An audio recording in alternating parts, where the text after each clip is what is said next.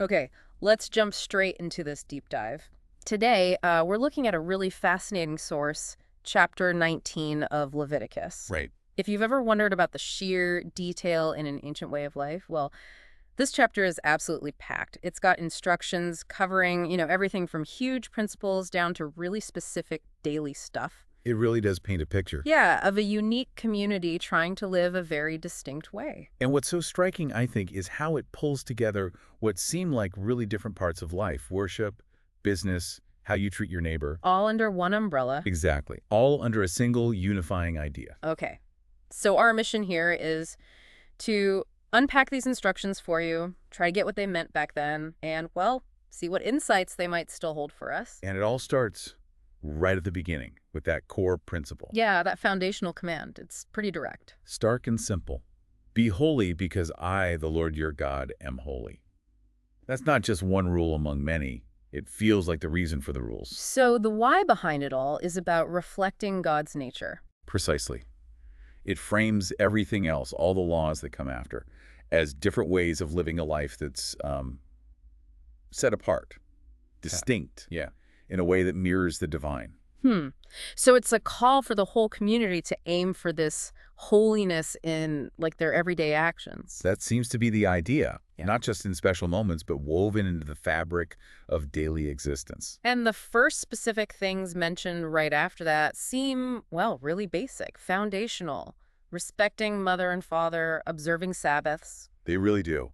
And it's interesting how family respect and religious observance are put side by side right at the start. Yeah, like they're both fundamental pillars. Right. It suggests these aren't just about personal belief, but about the actual structure of their community life. Then it jumps straight to what not to do in worship. No idols, no metal gods. Pretty clear commands. Very clear. And you have to remember, these weren't just abstract ideas. They were practical guardrails against the religious stuff happening all around them in other cultures. Okay. Context is key there. Definitely. And that phrase, I am the Lord your God, keeps popping up, doesn't it? Yeah, it does. Like a constant reminder. Anchoring all these commands in the authority and the identity of the God who brought them out of Egypt. The chapter also gets specific about religious acts, like fellowship offerings. There are these detailed rules about when you eat the meat. Right, only day 1 or day 2. And anything left on day 3 has to be burned. And if you eat it then, it's considered defiled. Yeah, and that shows something profound about, like, sacred time and reverence. It's not arbitrary. It's not just about food safety. Probably not just that. It seems more about maintaining the distinctiveness of what's holy. Eating it on the 3rd day isn't just eating leftovers. It's seen as profaning something set apart. It demands precision, respect. Okay, now here's a section that I think often surprises people. The chapter seems to pivot pretty hard towards social justice, compassion. It really does. It says, when you reap the harvest, do not reap to the very edges. Leave them for the poor and the alien. Same for vineyards. That's more than just farming advice. Oh, absolutely. What's amazing here is that it's basically a social safety net built into farming itself. Yeah, it's not like, hey, be charitable if you feel like it. Yeah. It's presented as a required part of handling your own abundance. It integrates care for the vulnerable, the poor, the alien right into basic economics. Wow. Okay. And then it follows with a list of ethical commands that honestly sound like the foundation for any decent society. Don't steal, lie, deceive. Red rock stuff. Don't swear falsely using God's name. Don't defraud or rob. And this one, do not hold back the wages of a hired worker overnight. Yeah, those are all crucial for a just community. Swearing falsely, that links your personal integrity directly to how you view God. Shows how serious truthfulness is. Right. And singling out holding back wages, that highlights the immediate harm. You know, people needed that money day to day. It even gets into really specific situations like do not curse the deaf or put a stumbling block before the blind. And about judgment. Judge fairly. Don't show partiality to the poor or favoritism to the great. That shows a really specific concern for protecting vulnerable people from being exploited or even just mocked. And notice the motivation given. Fear your God. Exactly. Right. Which implies that even things done in secret or against people who can't easily fight back, they're still seen. They still matter divinely. The chapter also talks about relationships, even like internal feelings. Don't slander. Don't endanger your neighbor. Do not hate your brother in your heart. Yeah, it moves beyond just outward actions. And then this twist. Rebuke your neighbor, frankly, so you will not share in his guilt. That's interesting.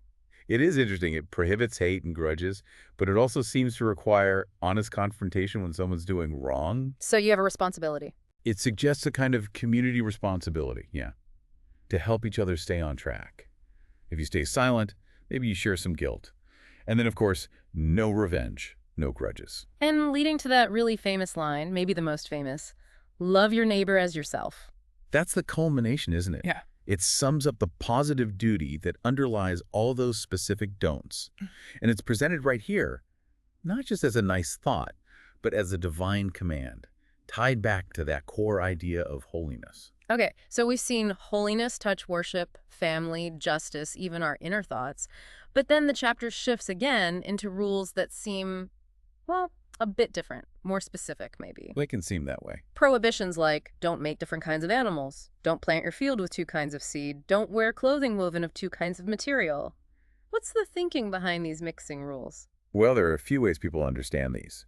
Often they're seen as promoting distinction, order, maybe reflecting the distinct categories in creation itself. Keeping things separate. Sort of. Or emphasizing the distinct, set-apart identity of the Israelites.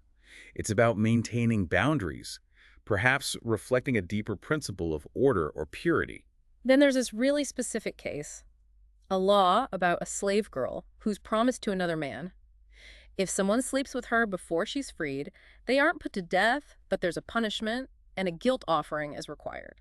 Yeah, that case tells us a lot about the legal and religious nuances. It's dealing with someone who has limited freedom, but also some legal status she's promised to someone. So the penalty is different than for adultery with a free woman. Right. It's less severe, and importantly, there's this guilt offering. It shows how different sins and different social statuses were handled. And crucially, the offering provides a path for atonement, for forgiveness. And another set of rules involves fruit trees when they first enter the land. You can't eat the fruit for 3 years. Right. Forbidden for 3 years. Year 4, the fruit is holy, an offering. Then year 5, you can finally eat it. This isn't just agricultural planning. It layers religious meaning onto farming. It's about dedicating the first bit of abundance back to God, practicing delayed gratification. Like an act of trust. Exactly, an act of trust and worship, turning fruit growing itself into something sacred, with this promise of future increase. Okay, moving into another group of prohibitions. A lot seem related to maybe practices from other cultures. Don't eat meat with blood in it. No divination or sorcery. Don't cut the hair on the sides of your head or clip your beard edges. And notably, do not cut your bodies for the dead or put tattoo marks on yourselves. Yeah. Many of those things, eating blood, fortune-telling, specific hair and beard styles, cutting or tattooing for mourning, they were often associated with pagan rituals, especially around death, or seeking spiritual knowledge in surrounding cultures. So these commands are about staying distinct again. Reinforcing that distinct identity, yes. Separating themselves from those specific practices. There's also a command with really big social implications. Do not degrade your daughter by making her a prostitute. Why, yeah. Or the land will turn to prostitution and be filled with wickedness. That line really highlights the connection between individual actions and the well-being of the whole community. It says point blank that personal choices like that can pollute or corrupt the entire land. So private morality affects public health, in a sense. That's the idea presented here. Yeah. It links personal behavior directly to the moral state of the community and even the land itself. And then we circle back again to those fundamentals. Observe my Sabbaths and have reverence for my sanctuary. Yeah, reinforcing the importance of sacred time, sacred space. These are foundational for the relationship with God, echoing points made earlier. They keep coming back. And tucked in there, this lovely specific command, rise in the presence of the aged, show respect for the elderly, and revere your God. It's a clear statement about valuing elders. And notice again, it's linked directly to revering God.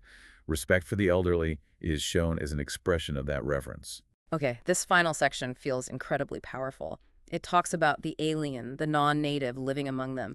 Do not mistreat him. So important. In fact, it goes further. Treat him as one of your native-born. Love him as yourself. And then the reason, for you, were aliens in Egypt. That is profoundly significant.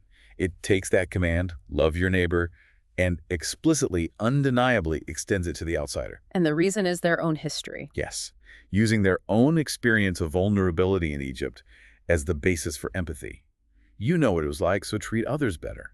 It's powerful. And right after that empathy command, it shifts to, well, Business ethics.